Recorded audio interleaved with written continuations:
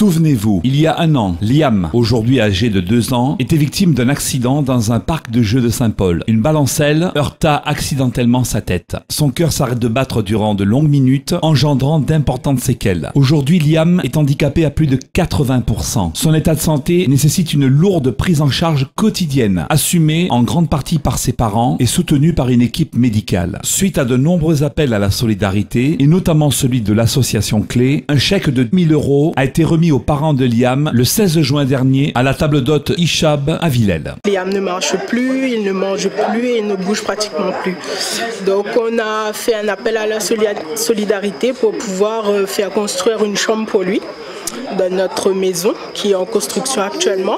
Donc moi ça fait 1 an que je ne travaille plus, donc on n'a pas les ressources nécessaires pour pouvoir financer ce projet-là. Donc on a fait un appel et voilà. Liam est polyhandicapé, il souffre de plusieurs handicaps, donc il ne voit pas, il ne marche pas, il ne mange plus par la bouche. Donc les structures d'accueil sont un peu frileuses de ce côté-là. Donc au niveau de la crèche, eux, ils pensent qu'ils n'ont pas les compétences pour accueillir un enfant et l'école encore moins. À l'heure actuelle, il n'y a pas le choix, donc c'est la structure spécialisée. On ne peut pas dire, nous on souhaiterait qu'il puisse aller en crèche. C'est en cours, on a eu contact avec un avocat qui va voir justement s'il y a possibilité de se faire indemniser, mais c'est pas évident. Donc les aides au niveau, que ce soit la MDPH ou les autres structures, sont assez minimes. Donc nous en tant que parents d'enfants handicapés, c'est compliqué. Les équipements coûtent très très cher. Nous on a sollicité la CAF, la MDPH et le CCAS de notre commune. Donc il n'y a que la MDPH qui nous a accordé une aide pour l'aménagement de la maison uniquement, mais il restait aussi 9 500 € en apport personnel pour pouvoir débloquer le projet. Donc on a pu quand même réunir la somme des 9 500 €, mais à l'heure actuelle il y a beaucoup de frais qui se rajoutent là-dessus par rapport à l'aménagement de la chambre, pouvoir avoir des équipements adaptés pour Liam. Donc il y a beaucoup de gens, beaucoup de rayonnés qui ont répondu présents, qui ont fait des dons.